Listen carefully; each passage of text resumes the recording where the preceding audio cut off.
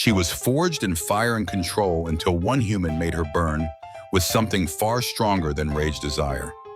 On Vega 9, duty and emotion could never coexist, until they did. This is Best HFY Stories The Legend Ignites Now. The sound came first, a metallic crack, sharp enough to slice through the mechanical hum of the mining outpost. A heartbeat later, sparks exploded from the control panel, like miniature suns scattering across the floor in bright, furious arcs. Jake Harlo stumbled backward, shielding his face from the sudden burst of light and heat. Smoke curled upward, thick and acrid, carrying the scent of burnt circuitry and ozone. Through the haze stood Nyx Terran, motionless, her gauntleted fists still buried in the shattered remains of the console. The glowing holographic displays flickered wildly, their alien script bleeding into static before vanishing entirely. For a few seconds, neither of them spoke. The alarms hadn't triggered yet, only the crackle of shorting power conduits filled the room. Then Nyx slowly turned her head, silver-white hair slipping across her cheek. Her pale blue-gray eyes caught the industrial light, glowing faintly like ice reflecting fire. Jake stared, chest heaving. "Nyx, what the hell?" She didn't answer. Her jaw was tight, her orange skin shifting with faint metallic reflections. The faint hum of her exosuit's servos filled the silence. Then without a word, she wrenched her fist free from the console. The metal squealed. A shower of glowing fragments fell to the ground. Only then did the alarm scream to life. Red strobes flashed across the control room, painting both of them in alternating bands of crimson and shadow. Nyx turned on her heel and strode toward the exit, every motion calculated, purposeful, and cold. Jake called after her, but she was gone, her boots clanging against the metal floor until the sound faded into the wailing alarms. For a long moment, he just stood there. The smell of scorched plastic stung his nose, and the panel's warning lights blinked erratically like dying eyes. "What the hell just happened?" he muttered. 5 minutes earlier, the air in the room hadn't been on fire. Jake had been halfway through a routine recalibration of the mineral separator. Sweat trickled down his neck under the heat of Vega 9's artificial climate. The mining outpost was a claustrophobic mess of metal corridors, heat exchangers, and noiseless frontier adventure, and more industrial prison with a paycheck. But the money was good, really good, enough to make a few more years on this sulfur-scented rock worth it. He wiped his forehead with the back of his glove, the yellowish-brown forearm guard clinking softly as he adjusted the calibration knobs. "Hey, Nyx," he'd said without looking up. "Can you check these readings for me?" At the far end of the control room, Nyx Terran was hunched over another console. Her massive gauntlets designed for crushing mineral cores moved with delicate precision through the holographic interface. Watching her work was like seeing a storm choose to dance instead of destroy. "Nyx," he repeated louder this time. She looked up, expression unreadable. Her features were sharp, carved from light and symmetry. The gray panels of her bodysuit gleamed under the harsh industrial lights, clinging to a frame built more for power than grace. Yet somehow she managed both. "What is it, Harlo?" she asked, voice low-controlled. "Separator's readings are drifting again. Could use a second opinion." She sighed soft, but enough to let him know she was already annoyed. Still, she crossed the room with that same purposeful stride that always made him straighten unconsciously. She bent over the controls, scanning the data. "These look fine," she said after a few seconds. "Though, you could increase efficiency by adjusting the magnetic resonance by 0.8. Jake nodded, fingers dancing over the interface. "Got it. Thanks." He hesitated, then decided to break the monotony. "Hey, did you try the new protein loaf in the mess hall yesterday?" Nyx didn't look up. "No. You should. It's actually not terrible. The new kitchen worker, Syrah, I think her name is. She did something to it. Almost tastes like real food," he chuckled, shaking his head. "Pretty impressive for an Asurian. She's got these teal markings on her face, kind of like yours, but more intricate." He didn't notice the shift in the air until it was too late. "Seems nice too," he added casually. A metallic clang ripped through the sentence. Jake flinched. For a heartbeat, he thought something exploded. When he turned, he saw Nyx standing over the auxiliary panel, her right arm buried up to the wrist in the console metal buckled around her fist. Sparks danced up the seams. "Nyx," he shouted, "what the hell are you doing?" Her chest rose and fell rapidly. For a terrifying second, he thought she was going to strike again. Instead, she froze. Her mouth opened slightly as if to scream, but no sound came out. Then, with visible effort, she pulled her fist free. Her gauntlet smoked. "System malfunction," she said flatly, her voice a monotone shield. I'll file a maintenance report. Jake just stared wide-eyed. System malfunction. You punched it, but she was already walking away. The door hissed open, her silhouette framed by the red emergency lights. For a fleeting instant, the glow caught her face, an expression of something between rage and pain, before she stepped through and was gone. Jake exhaled shakily, rubbing his temple. This day's going to be fun, he muttered. By the time maintenance arrived, the control room looked like a minor battlefield. Technicians cordoned off the damaged panel with holographic caution tape. The report Nix had filed was already in the system, caused magnetic resonance overload. Status isolated. Nowhere did it mention alien woman obliterated console because of jealousy. Jake leaned against a railing watching the workers. His thoughts spun in circles. Nix had never lost control before. She was precision itself, stoic, efficient, maybe a little terrifying but predictable. And yet the look in her eyes before she'd stormed out, he'd never seen anything like it. Was it anger, embarrassment? Some Vexian equivalent of hurt? He shook his head. Nah, he said aloud, as if arguing with himself. She doesn't care. Not like that. Still, the memory wouldn't leave him, the twitch of her jaw, the barely contained energy rolling off her like heat from a furnace. He glanced at the damage again. The panel had been rated to withstand impacts from mining tools. Nix had punched through it. That wasn't just strength, it was fury. The workday dragged on, but Nix never returned to the control room. She'd filed her report, probably retreated to the engineering bay or her private quarters. Jake found himself glancing toward the doorway more than once, half expecting her to reappear, half dreading it. When his shift finally ended, he peeled off his gloves and rubbed his temples. The sulfur-stained air of Vega 9's corridors hit him as he stepped out. The place always smelled like hot metal and regret. He made his way toward the mess hall. The room buzzed with low conversation and the distant hum of air recyclers. Rough day. Jake looked up to see Morgan Clyde drop into the seat across from him. Morgan was another human, one of the few on this outpost, short, sharp-eyed, with the permanent smirk of someone who'd stopped taking corporate slogans seriously. You could say that Jake said, stabbing his protein loaf with a fork. Let me guess. Morgan said, voice dry. Taryn. Jake blinked. How'd you? The whole facility knows, man. She turned a Class 4 console into modern art. Maintenance is losing their minds. Jake groaned. Great. So now I'm the guy who pissed off the Ice Queen. Morgan snorted. Ice Queen, is that what you call her? Funny? That's not what her species calls people like her. Jake frowned. Her species, Vexians. They've got another word. They call her the Burning One. Jake gave a short, incredulous laugh. The what now? It's a cultural thing, Morgan said, leaning forward. Vexians feel everything, anger, love, fear, so intensely it could tear them apart. They're taught from childhood to suppress it, to seal it tight. But when they lose control, he snapped his fingers. They burn. Metaphorically and sometimes literally. Jake's mind flashed back to the sparks, the molten look in Nix's eyes. Morgan smirked. So tell me, what did you do to make the Burning One lose it? Jake hesitated. I mentioned another woman. Morgan blinked. Then he burst out laughing. Oh, that's beautiful. You told a Vexian who's been giving you courtship signals for months that you were into someone else. Classic human move. Jake frowned. Courtship signals? What are you talking about? Morgan just stared at him. You're kidding. Jake's silence was answer enough.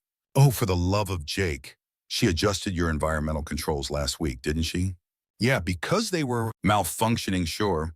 And she gave you those rare mineral samples. We work in a mine. Morgan groaned. You dense bastard. That's Vexian courtship behavior.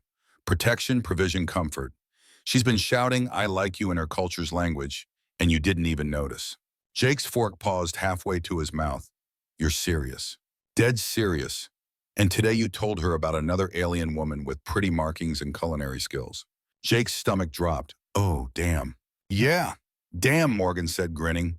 You might want to fix that before she decides to burn the rest of the facility.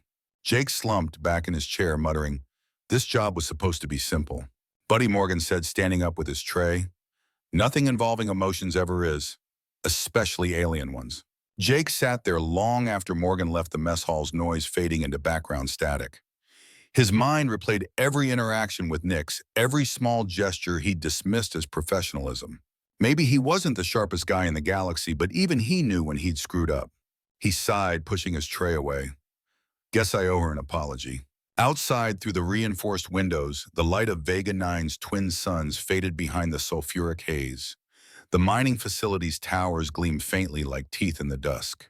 Somewhere out there, Nick's Taran was still burning, and Jake Harlo had just struck the match. Jake woke the next cycle to the sound of the air recyclers groaning like dying whales. Vega 9 never slept, but its night cycle always felt heavier, like the whole station was holding its breath. He didn't dream much anymore. When he did, it was usually of earth, the smell of rain, the color of trees, things that didn't exist here. But this time, when he'd finally managed to close his eyes, all he saw was a fist crashing through metal and the flash of orange skin lit by sparks. By the time he dragged himself to the mess hall, the rumor mill had evolved. Conversations quieted when he walked in. Someone actually whistled. "Morning, lover boy," a technician called from another table. "Watch out or the Ice Queen might melt you next."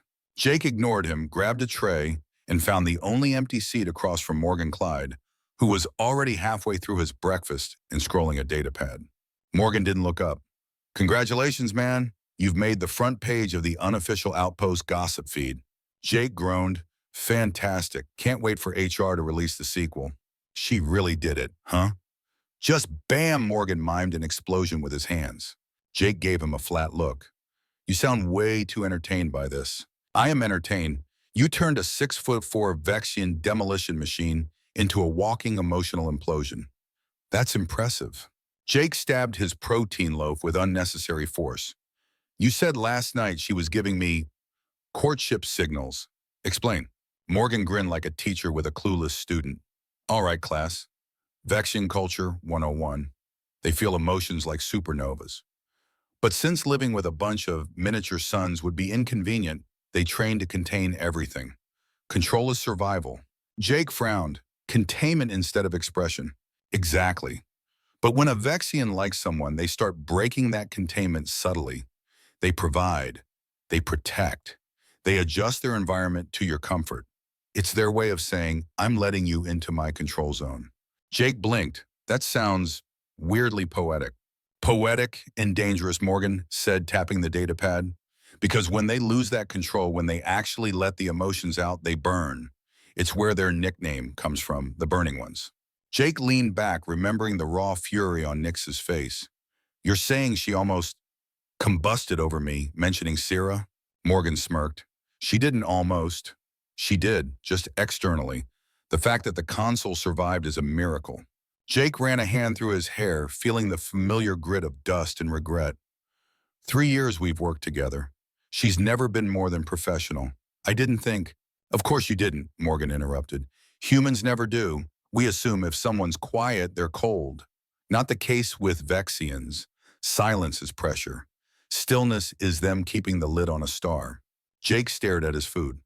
"So what now? She's probably furious and humiliated." "Probably both. But maybe there's hope. Vexians respect directness. If you apologize, admit you were oblivious, she might reset the emotional equation." Jake snorted. "And if I don't," Morgan grinned, "then you'll be known as the guy whose flirting almost melted a mining outpost. Either way, you're famous." Before Jake could reply, the intercom crackled. "Personnel, Harlo Jake and Taran Nix. Report to Supervisor Krell's office immediately." Morgan whistled low. "Speak of the Burning One." Jake stood tray forgotten. His stomach twisted. Great. Time to get fired or vaporized. Supervisor Krell's office looked like it had been designed to crush souls. Metal walls, harsh white light, and a permanent smell of disinfectant. Krell himself sat behind a desk cluttered with data pads, his massive shoulders straining against the seams of his uniform. Nix was already there when Jake entered. She stood at attention, gauntlets off hands clasped behind her back. Without the armor, her fingers looked strangely delicate, long, strong, and trembling just slightly. She didn't look at him. "Sit," Krell barked. Jake obeyed. The chair was cold. Krell glanced between them. "Would either of you care to explain why one of my most expensive control panels looks like it went 10 rounds with a meteor hammer?" Nix's expression didn't move.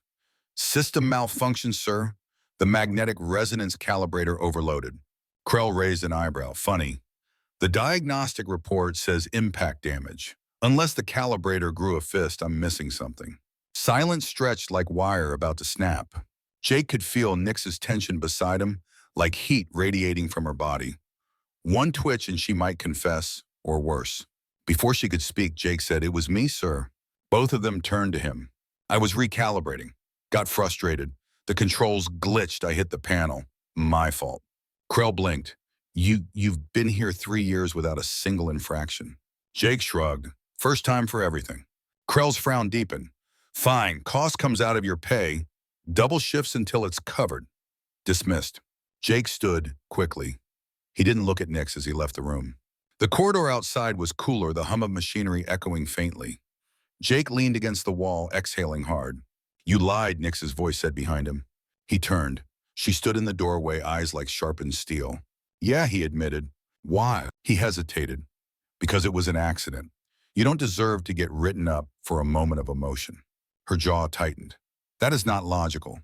"Maybe not," he said with a small smile. "Humans aren't exactly known for logic." Nick stared at him for several seconds as if analyzing his molecules. "You are confusing Jake Harlo." It was the first time she'd used his first name. The way she pronounced it, sucked on the A, hard on the K, made it sound almost foreign, almost intimate. He swallowed. "I get that a lot." For the first time since the incident, her eyes flickered, something unreadable moving beneath their surface. "I will inform Supervisor Krell of the truth," she said finally. Jake shook his head. "Please don't. Let it go." "I cannot. Integrity demands." He reached out instinctively, placing a hand on her arm. The moment his fingers touched the fabric of her suit, she froze. Her skin was hot, like metal warmed under a sun. Jake pulled back instantly. "Sorry, I'd rather you didn't." Nix looked down at the spot where he touched her, then back up. Physical contact during emotional conflict is disorienting. "Yeah," he said softly. "It usually is." They stood there in silence, the hum of the corridor filling the space between them. "Can we talk?" he asked finally. "Somewhere private." Nix hesitated, then nodded. "My quarters, 20 minutes." Then she turned and walked away, stride precise as ever. Jake exhaled. He wasn't sure whether he'd just made progress or signed up for a new disaster. Nix's quarters were exactly what he expected, immaculate, symmetrical, and hot enough to bake bread. The reddish lighting cast everything in a faint Martian glow. Shelves lined one wall filled with mineral samples labeled in alien script. "Sit," she said, gesturing to one of two identical chairs. Jake obeyed, trying not to look like he was melting. "You wish to speak," she said, standing with hands behind her back. "Speak." He cleared his throat. "About what happened. I think there's been a misunderstanding." "There is no misunderstanding," she replied immediately. "I damaged equipment in a moment of emotional weakness. It was unprofessional." "That's not what I meant." He leaned forward. "I mean between us." Her posture stiffened, but she didn't move. "I didn't realize mentioning Sierra would upset you," he said carefully. Morgan explained some things about Vexian, courtship. A flash quick as lightning crossed her face. Shock, maybe embarrassment. Then gone. Morgan Clyde should mind his own affairs. He was trying to help, Jake said. And he did. Because now I know. I might have been an idiot, but I'm not blind anymore. Silence. Then quietly, "You are acknowledging my signals." "Yeah, and I'm sorry I didn't before." She turned away, looking out the viewport. Outside, Vega 9's surface glowed faintly under its twin suns, the landscape harsh and unforgiving. "It is irrelevant now," she said. "I have demonstrated my unsuitability as a potential mate by losing control." Jake stood and joined her by the window. "I don't think that's true. You lost control because you care. On Earth, we call that being human." "Your species romanticizes chaos," Nix murmured. "In Vexian culture, passion without control destroys." Jake smiled faintly. "Maybe, but sometimes a little destruction clears space for something better." She turned to him, studying his face. The tension in her shoulders eased slightly. "For what it's worth," he continued, "I've always found you fascinating. And yes, attractive. I just never thought you'd be interested in someone like me." Her expression softened almost imperceptibly. "You are strong, competent, and patient with inferior equipment. These are desirable traits." Jake chuckled. "Coming from you, that's practically poetry." Nix's lips twitched a ghost of a smile. Then softly, "When you mentioned Syra, it was unexpected. I experienced an involuntary reaction." "Jealousy," Jake said. Her eyes narrowed slightly. An imprecise term, but accurate enough. Jake took a breath. "I'm sorry, Nix. I didn't mean to hurt you." She looked at him for a long moment, then said, "Your apology is accepted." For a heartbeat, the air shifted. Something unspoken hung there, electric waiting. Then we're good, Jake asked. Not yet. She stepped closer, closing the distance between them in two precise movements. Her eyes locked onto his. Lesson one of Vexian courtship, she said softly. Directness. Before Jake could respond, she reached up, placed a hand on his shoulder, and kissed him. It wasn't gentle. It was controlled fire, brief, fierce, and perfectly clear in its meaning. When she pulled back, her eyes glowed faintly. Is my intent understood, Jake Harlo? He blinked stunned, then nodded. Crystal. He managed a crooked smile. And here's how humans respond when the feeling's mutual. He pulled her back in. This time the kiss was slower, deeper, a meeting of heat and gravity. Her rigidity melted, replaced by something warm and frighteningly real. When they finally broke apart, both were breathless. I think Jake said with a grin, I'm getting the hang of this cross-cultural communication. Nix's voice was calm again, but her eyes burned softly. It requires further practice to achieve proficiency. Jake laughed. I'm a fast learner. The moment was perfect until the alarm shattered it. Warning: containment breach in mining sector 12. All personnel implement emergency protocols immediately. The lights pulsed red. Outside the viewport, warning beacons ignited across the complex. Jake and Nix exchanged one look, fear, resolve, unity. Then training took over. Sector 12, Jake said, already moving. That's the Vexian extraction pit.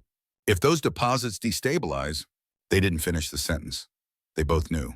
The entire facility and everyone in it was suddenly in danger. They ran. The corridor outside Nix's quarters was already chaos. Sirens wailed, emergency lights pulsed red, and personnel poured through the halls in panicked clusters. The air was thick with the smell of hot metal and ozone. Jake and Nix ran against the stream, shoulders brushing workers scrambling toward the evacuation lifts. The vibration beneath their boots deepened, a dull, steady thrum that meant the containment fields were destabilizing. Harlo Taran, a voice boomed over the comm network. Supervisor Krell, every word sharp with authority. Where the hell do you think you're going? Sector 12, Jake shouted, barely slowing down. We know those systems better than anyone. Negative protocol said. Nix's voice cut clean through the chaos. Protocol will not matter if the Vexian goes critical. We can stabilize it. A tense silence followed, then Krell's grudging reply. You have 20 minutes before I seal the blast doors. Not a second more. Copy that, Jake said. He looked at Nix. She nodded once. Then they ran harder. Sector 12's doors loomed ahead, sealed with a faint blue shimmer of a containment field. Jake keyed in his override code, fingers slipping from sweat and urgency. The barrier hissed, then vanished. The heat hit them like a physical force. The vast mining chamber beyond was bathed in a red emergency light and a haze of steam. Below the Vexian extraction pit glowed an unstable, shimmering white like liquid lightning restrained by the fragile machinery. Warning indicators screamed across every console. Pressure spikes, coolant failures, temperature rising past safety limits.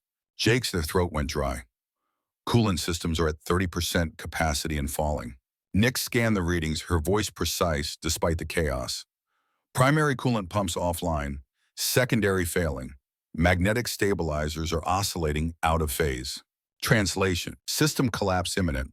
Jake swore under his breath and ran to the main control station. We need to divert auxiliary power to the coolant grid. Buy ourselves time. Nix moved beside him, her gauntlets glowing as she rerouted physical relays. Sparks leapt between her fingers, the hum of overloaded circuits building like a storm.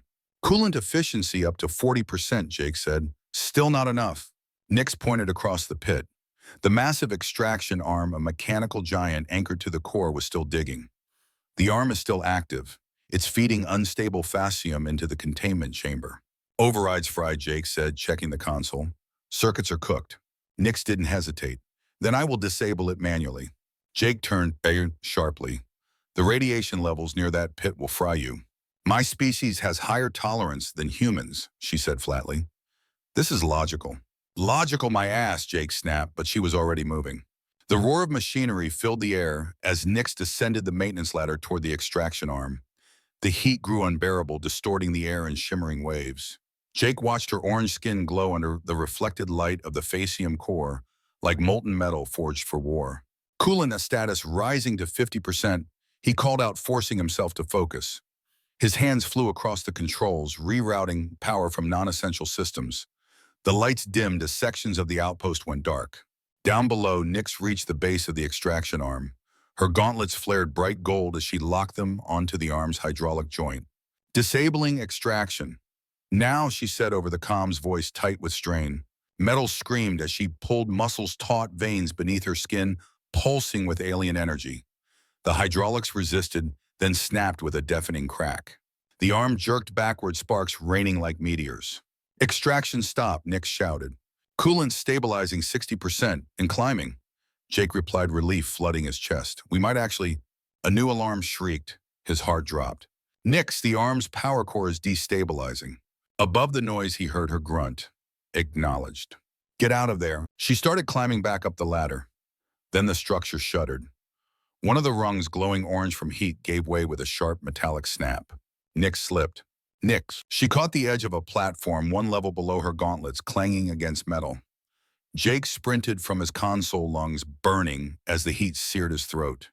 He reached the ladder and started down. Radiation levels here are beyond human tolerance, she shouted. Probably, he said, forcing a grin that didn't reach his eyes. But I'm terrible at following orders. He reached hers just as she tried to pull herself up. Her right leg was twisted, unnaturally armor-cracked. She was breathing hard, each inhale a rasp. The core will detonate in 60 seconds, Nix warned. Then we better make this quick, Jake said. He crouched, pulling her arm over his shoulders. This is irrational, she hissed. Welcome to humanity. He started climbing. The ladder burned through his gloves, the metal nearly molten. His muscles screamed, each movement kinikam under Nix's weight and the growing tremors from below. The containment pit roared like a volcano preparing to explode. 30 seconds. Almost there, he gasped. 20 seconds. A shockwave hit them, a burst of superheated air as the power core ruptured. The ladder groaned, tearing from the wall. They fell. For a single terrible heartbeat, weightlessness. Then Jake's hand caught the lip of the platform above. His arm almost tore from its socket, pain exploding through his shoulder. But he held. Hold on, he roared, pulling Nix upward. She helped, using her good leg to push. Together they scrambled over the edge just as the explosion tore through the pit below. A geyser of white-hot gas shot upward, engulfing the ladder in flames. Jake threw his body over hers, shielding her from debris. Heat seared his back. Then silence. The alarms dimmed, replaced by the hiss of cooling systems. The coolant lines surged back to life, filling the pit with clouds of white vapor. The glow dimmed from white to blue. Containment restored, said the automated voice, calm and detached. Hazard level decreasing. Jake lay there, chest heaving, the metallic taste of blood and heat on his tongue. Nix shifted beneath him. You sustained severe radiation exposure. He coughed, managing a crooked grin. You're welcome. You are an idiot, she said, but her voice trembled just slightly. They limped toward the exit together, leaning on each other. Behind them, the coolant fog rolled across the floor like ghostly mist, swallowing the glow of the pit. At the doorway, Supervisor Krell stood waiting, flanked by medics and security. His face, normally carved from stone, cracked into something like relief. Cutting it close, you two, he growled, but damn fine work. Medical drones rushed forward, guiding them onto stretchers. Jake's vision swam, edges blurring. He reached out blindly, his hand finding Nix's. Not bad for a first date, he whispered. For the first time since he'd met her, Nix smiled, a real one, faint but undeniable. Vexian courtship typically involves facing danger together, she said softly, though this exceeded standard parameters. Jake tried to laugh but ended up coughing. Remind me to request something less explosive for date number 2. I will consider appropriate options. Then the world went dark. He woke in the infirmary to dim lights and the soft hum of medical nanites weaving through his bloodstream. Everything hurt, but not as much as he expected. Dr. Elias, the facility's senior medic, hovered nearby with a datapad. Welcome back, hero, he said dryly. You'll live. The nanites repaired most of the damage, but I'd recommend avoiding microwaves for a few days. Jake groaned. How's Nick? Elias glanced toward the other bed. Nix lay still, her armor removed orange skin marked with faint silver scars where fractures had been healed. Her hair, usually tied back, fanned across the pillow like liquid light. She'll recover, the doctor said. Vexian physiology is tough. She's already knitting bone faster than the machines can monitor. Jake exhaled, relief washing through him. Dr. Elias gave him a sidelong look. You're lucky, Harlo. Another few minutes down there and you'd be dust. Jake chuckled weakly. Would have been worth it. The doctor shook his head.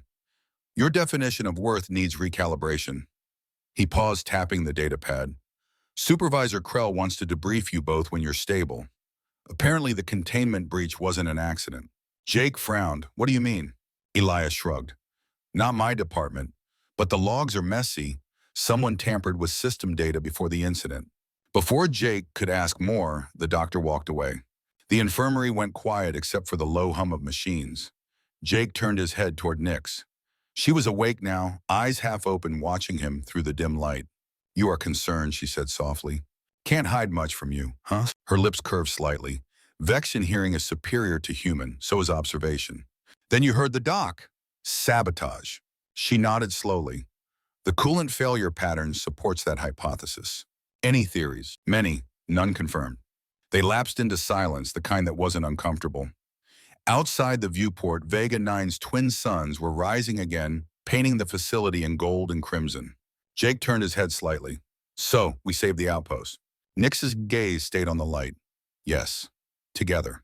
There was something in the way she said it that made Jake's chest ache. He smiled faintly. Maybe we make a good team. She looked at him, then eyes soft but steady. A highly efficient one. The room filled with quiet warmth, the kind that came after surviving something that should have killed you both. And somewhere deep in the bowels of Vega 9, amid the still cooling wreckage of Sector 12, a single red indicator light blinked to life again. Unnoticed, unexplained, waiting. The outpost returned to a strained rhythm within hours, but it wasn't peace. It was the fragile, twitching calm that follows a storm, where everyone pretends the air doesn't still taste of smoke and fear. Jake could feel it in every corridor, people whispering about the breach, the containment nearly failing the way Sector 12 now reeked of scorched Vexian and melted metal. Rumors moved faster than oxygen. Some said a fault in the magnetic field. Others swore they saw a shadow moving near the coolant control hub moments before the overload. Jake didn't care for speculation. He cared that Nyx was walking again. She met him outside the infirmary the next cycle, moving stiffly but upright. Her leg armor had been replaced, the repaired plates gleaming gold-orange under the lights. Functional again, he asked. 87% operational efficiency, she replied, voice perfectly level. That's a yes, Jake translated with a grin. Nyx raised an eyebrow. Your idiomatic speech continues to defy logic. Yeah, well, logic doesn't always make for good conversation. Her lips twitched the faintest ghost of amusement. So it would seem. They walked together down the corridor toward the operations hub.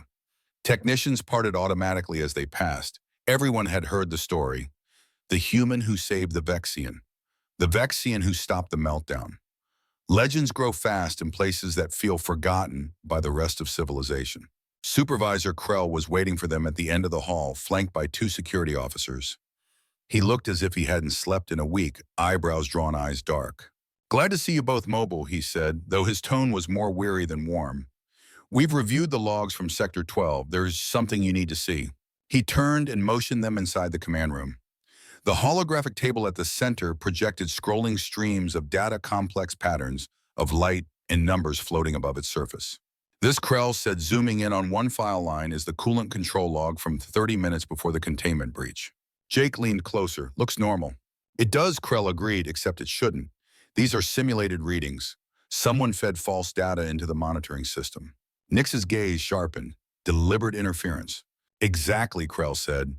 The source of the false readings he highlighted, another string of code, came from Section 7's auxiliary panel. Jake's blood went cold. The one Nyx broke. Krell nodded grimly.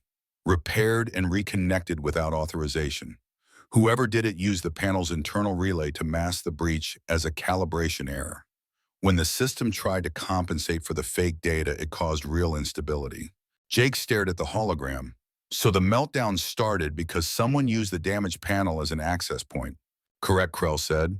His gaze flicked between them. And since you two were directly involved with that panel, you're both under temporary review until we find out who reconnected it. Wait, sir, we didn't. I know, Krell cut him off. If I thought you were guilty, I'd have you in a holding cell, not this room. But someone on this outpost wanted that containment to fail. The air in the room felt heavier. Nyx's jaw tightened. Sabotage. Krell nodded. And until we identify who, I need eyes I can trust. That means you two. Jake blinked. You want us to investigate? I want results, Krell said bluntly. You already risked your lives to save this place. You might as well finish the job. And Harlo, he hesitated, expression softening slightly. You did good, both of you. He dismissed them with a wave. As they stepped back into the corridor, Jake exhaled. Well, that could have gone worse. Nix glanced at him. You could have been arrested. See progress. She shook her head slightly, but the corner of her mouth curved upward. Your optimism remains statistically improbable. Hey, it keeps me alive. They spent the next cycle tracing access logs and scanning maintenance reports. Vega 9's network was a labyrinth of overlapping permissions, corporate design intentionally opaque. But Nix's mind worked like a scalpel.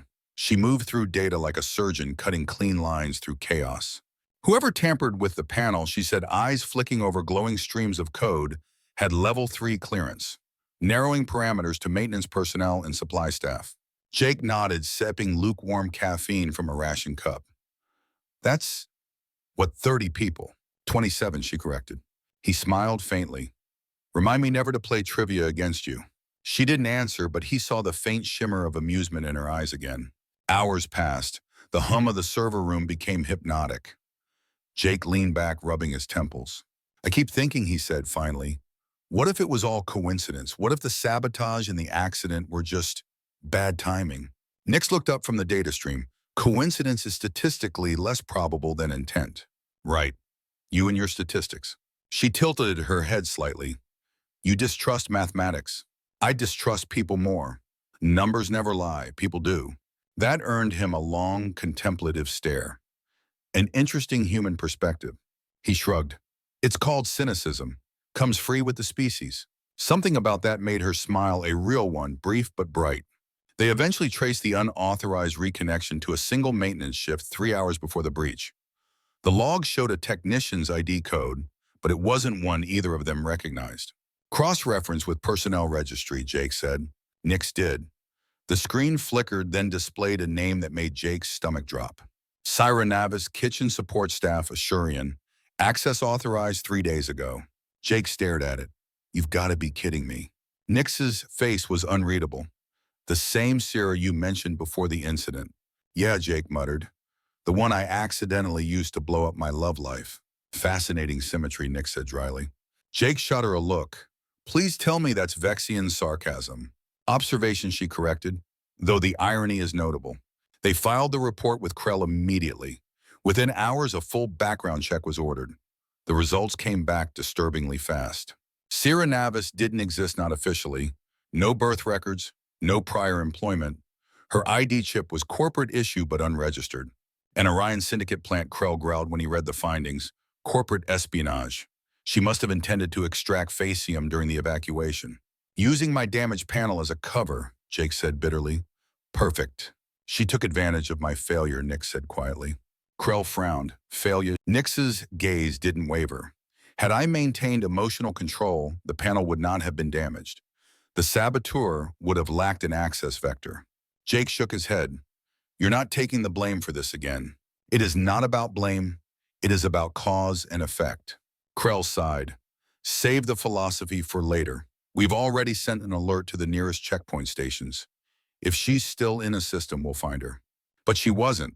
By the time they received word from Proxima Station, Syra had been captured trying to board a freighter carrying a case of refined Vexian, worth enough to buy a private moon. Krell closed the report with a grunt. Guess that's one mess cleaned up. You two take the next 5 days off, medical leave, doctor's orders. Jake raised an eyebrow. 5 days? What am I supposed to do with that? Krell gave him a long look. Considering what you've both been through, maybe learn how to relax. And whatever's going on between you two, keep it professional on duty. Yes, sir, Jake said, managing to sound innocent. Nix's expression didn't move, but Jake could tell she was trying not to look directly at him. As they left the office, he muttered, think he knows. Nix replied without hesitation. Humans are remarkably perceptive about interpersonal dynamics. Translation, yes. Affirmative. They exchanged a look, half exasperation, half amusement, and for the first time since the explosion, Jake felt something like peace. The next evening, they stood together on the observation deck overlooking Vega 9's surface. The storm clouds outside were lit by flashes of lightning, the twin moons casting shifting shadows across the jagged terrain. Jake leaned on the railing, breathing in the recycled air that smelled faintly of metal and ozone. You ever get used to this place? Nick stood beside him, posture perfect. Adaptation is a Vexian strength. Discomfort is temporary. Yeah, Jake said, but it's still miserable. She turned to study him. You would prefer to be elsewhere. He chuckled. On a beach, with real air, and maybe a drink that doesn't taste like cleaning fluid. She considered that. Your desires are simple. Yeah, I guess they are. For a moment they were silent. The only sound was the faint hum of the outpost and the distant rumble of storms. Then Nick spoke softly. On my home world, we have 3 moons. When they form a perfect triangle, it is considered a time of emotional truth. Jake looked at her, surprised by the sudden intimacy of her tone. Emotional truth. She nodded. We believe the alignment brings clarity, a moment when one can speak without restraint. He smiled. Sounds a lot like being human. Nick's eyes met his. Perhaps our species are not so different. The silence that followed wasn't awkward, it was electric. Jake took a slow breath. You know you don't have to keep blaming yourself for the panel. If you hadn't lost control, none of this would have happened, but we also wouldn't have saved the station. Nix tilted her head, considering that, in a logical chain of reasoning, yet strangely comforting. Welcome to humanity, Jake said again. This time she didn't correct him. Instead, she turned toward the viewport, the moons reflected in her silver-white hair. Your kind, she said, quietly feels so easily, so openly. You would burn yourselves to ash just to keep another warm. Jake's throat tightened. Yeah, he said, that's kind of our thing. Her eyes softened. It is admirable. Admirable or stupid? Both. They stood there side by side, watching lightning ripple across Vega 9's atmosphere. Somewhere between exhaustion and quiet awe, the chaos of the past days felt distant, like a storm seen from far away. Jake turned to her. So what now? Nix's gaze stayed fixed on the horizon. Now we begin the next phase. Of what? Vexian courtship. Jake blinked. Is that your way of asking me out again? Her mouth curved faintly. It is my way of confirming compatibility assessment. He grinned. You really know how to make a guy feel special. Special, she repeated softly as if tasting the word. Yes, that fits. And for the first time, Jake thought that maybe Vega 9 didn't feel quite so empty after all. The next 5 days were unlike anything Jake had experienced since leaving Earth. No alarms, no explosions, no supervisors yelling in his ear about calibration cycles, just quiet and the strange, unsteady rhythm of healing.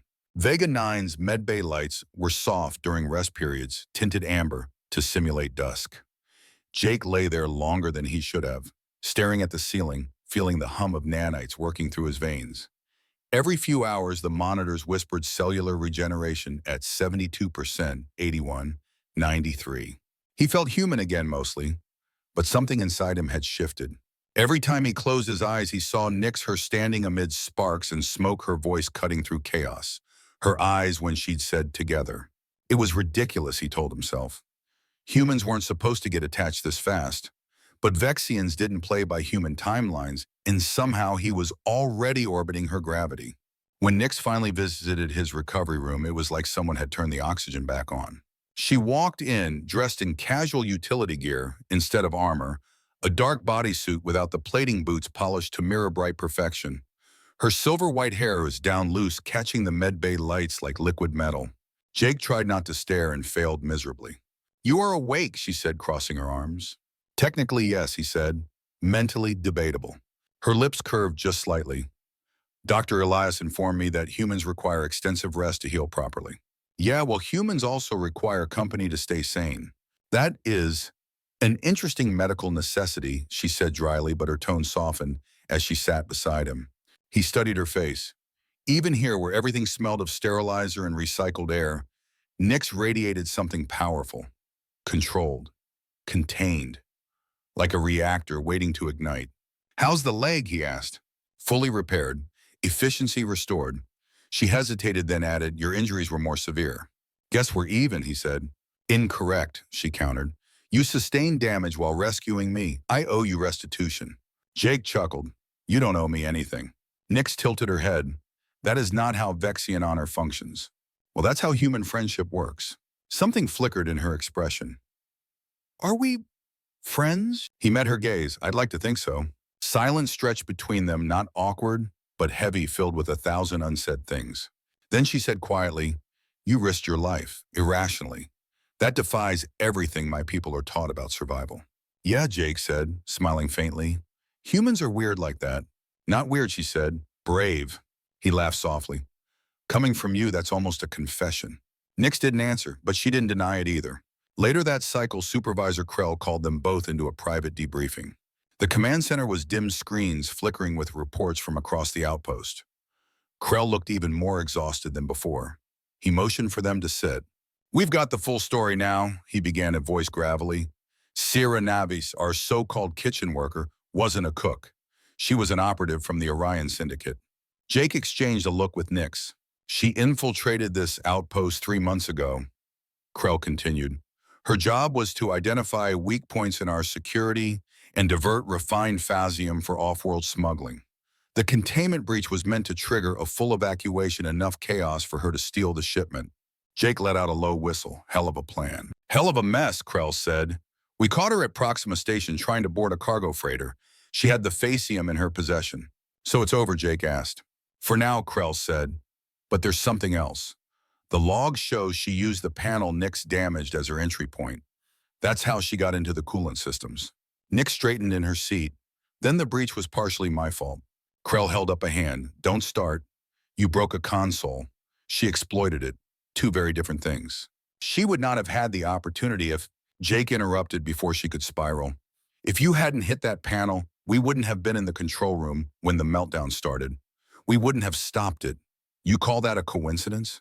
Nix opened her mouth to argue, then paused. A paradoxical outcome, she admitted. Illogical, yet true. Krell sighed. Whatever you want to call it, it's done. The Syndicate lost their asset, we reinforced every critical system, and the corporation is already spinning it as a near-heroic save. Jake grinned. We're corporate propaganda now. Great. Take the compliment, Krell said. You two saved 500 million credits worth of infrastructure. And about 300 lives. He leaned back. You've earned your rest. Don't waste it. They didn't.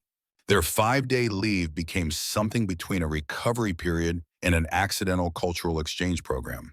Day 1, Jake taught Nix the concept of relaxation. She lasted exactly 6 minutes before asking, how long must one remain motionless before it qualifies? Day 2, she took him to the geological lab, showing him mineral samples from her homeworld crystals that pulsed faintly when she touched them, alive with alien energy. We use these to focus emotion, she explained, to contain what burns. Jake held one in his hand.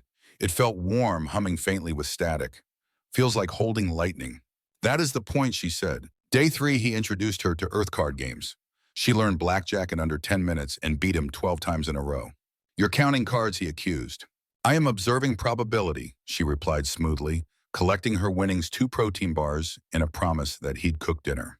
Day 4, they drove a rover across the frozen plains beyond the mining complex. The landscape stretched forever, sharp peaks, silver sand clouds glowing blue under the twin suns. At one point, Nix stood outside the vehicle, wind tearing through her hair, her orange skin blazing against the pale horizon. Your world must seem quiet compared to this, she said. Jake smiled. Yeah, but I think I like the noise here. She looked at him, something soft flickering behind her eyes. By day 5, the bond between them had stopped feeling strange. It just was. They sat together in the rec area that evening, the facility half empty, the air finally calm. Jake had convinced the kitchen staff to make something resembling pasta. Nix had agreed to try it for scientific purposes.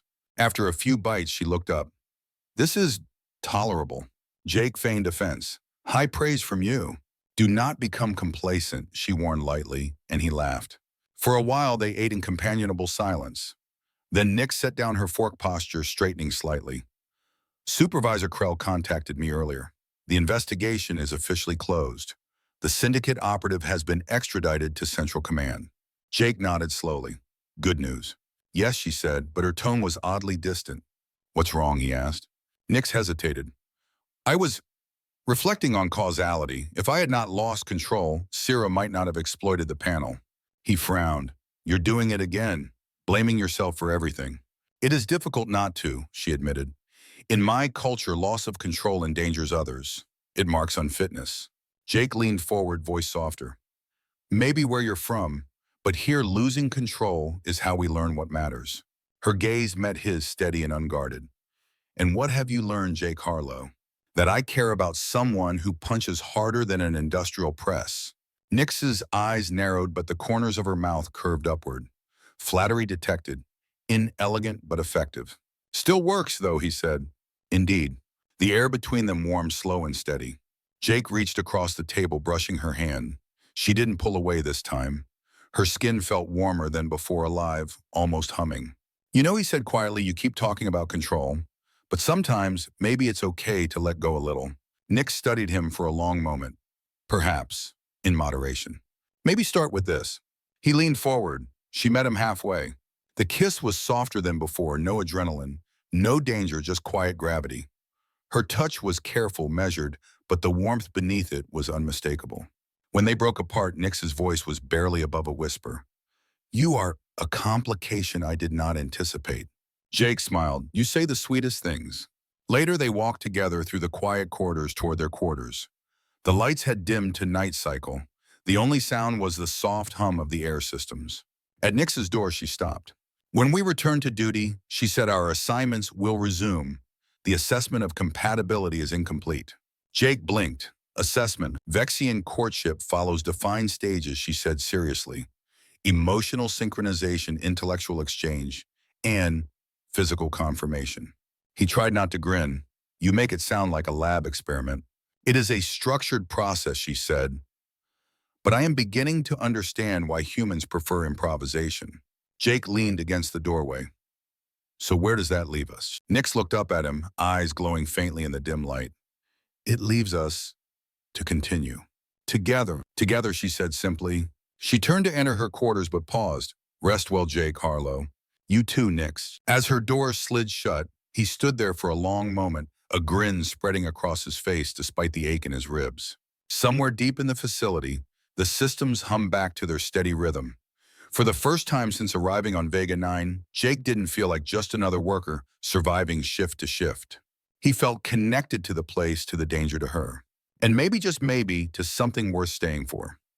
Vega 9 rotated lazily beneath the cold shimmer of twin moons, its scarred planes catching what little light reached this forgotten corner of the galaxy.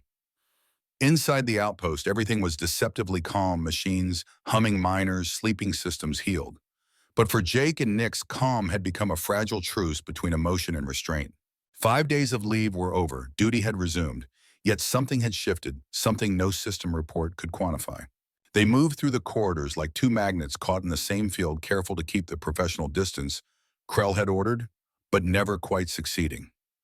A glance, a brush of hands at a console, a silence that said more than any sentence.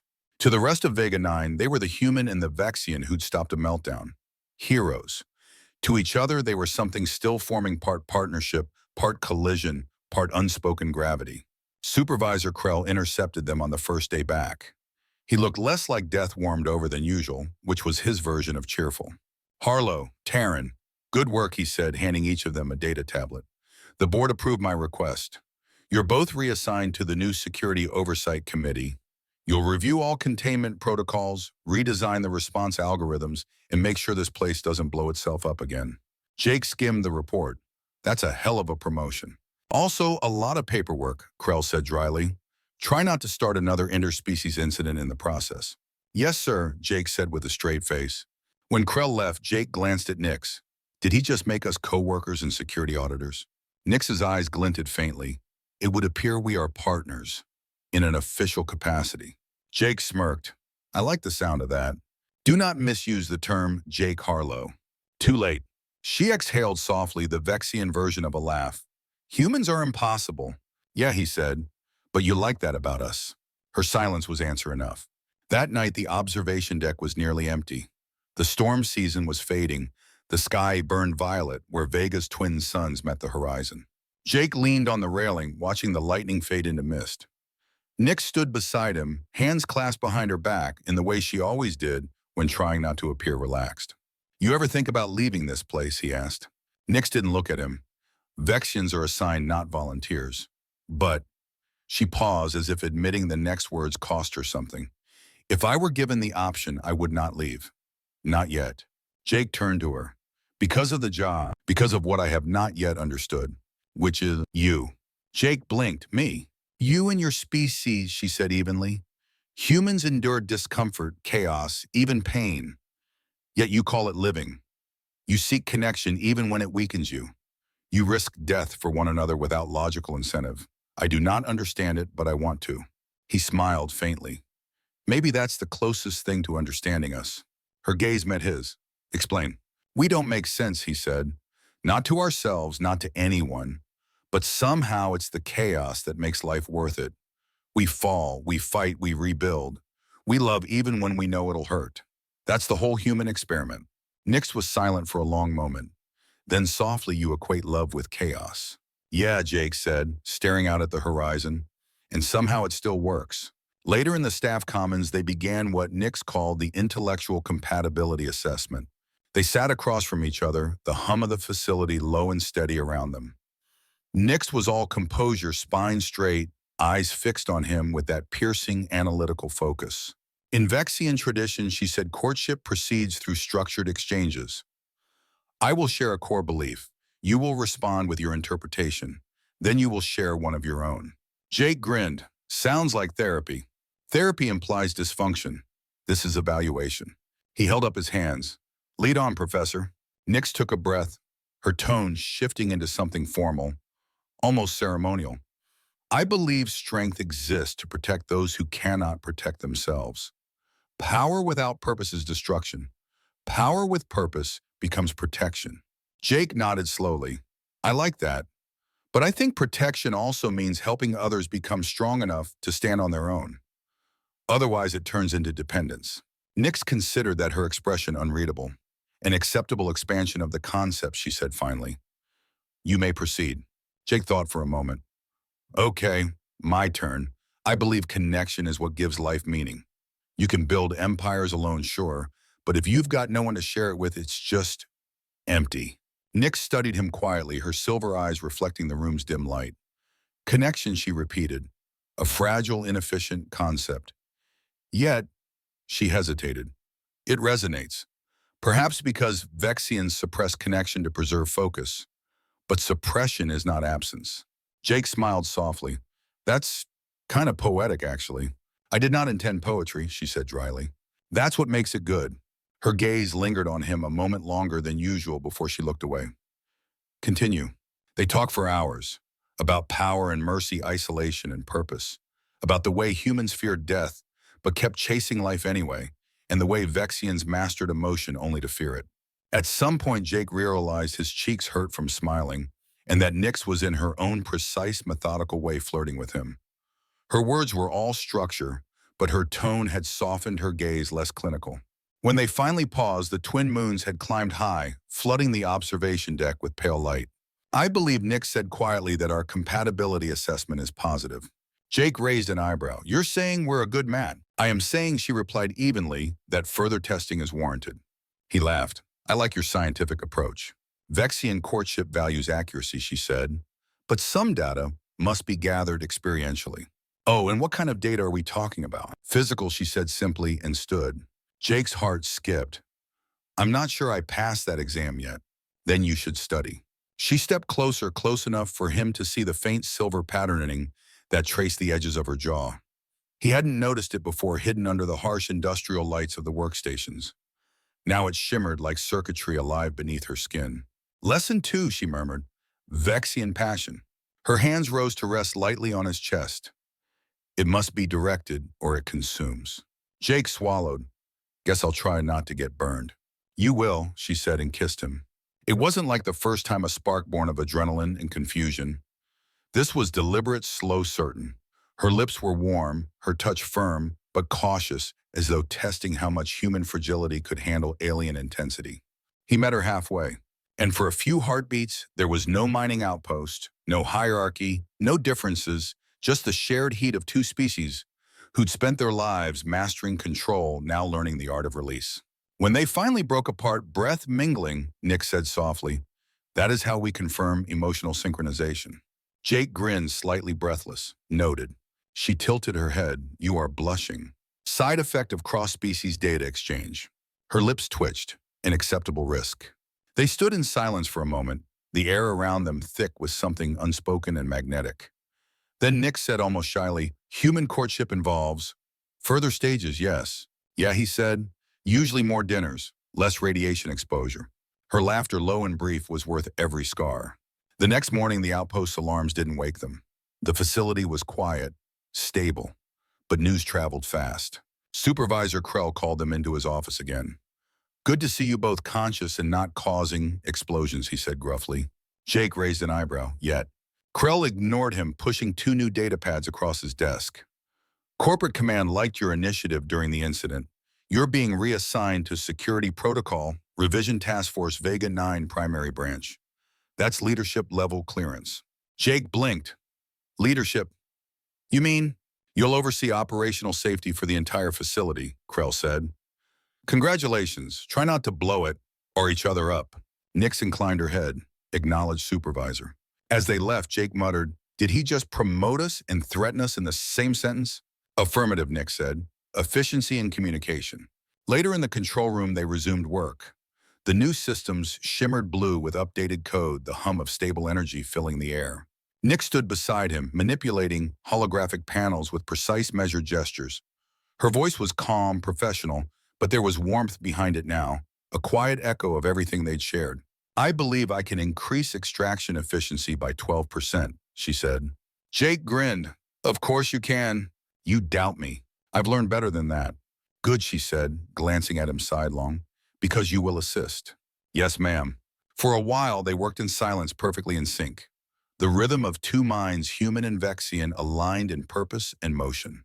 Jake realized with a sudden clarity that this was what Nix meant when she'd spoken of directed passion. Not just emotion, not just attraction, purpose. He looked at her, the sharp intelligence, the steady grace, the fire beneath the discipline, and felt something ancient stir in his chest. Hey, Nick, she didn't look up. Yeah, about that passion thing. Her gaze flicked toward him, curious. I think we're getting better at directing it. A faint smile crossed her face. Practice improves performance. Jake chuckled. Guess we'll need more practice then. Indeed, she said, eyes glinting like twin suns. They turned back to the glowing control panels. The hum of the mining facility filled the space between them, a song of machinery, endurance, and quiet unity.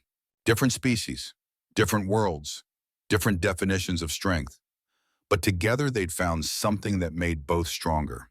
As the lights of Vega 9 shimmered through the viewport, Jake Harlo finally understood what Nix had meant. Passion, when directed, doesn't destroy. It reshapes worlds. And standing beside her, hand brushing against hers, he knew they'd already begun reshaping theirs.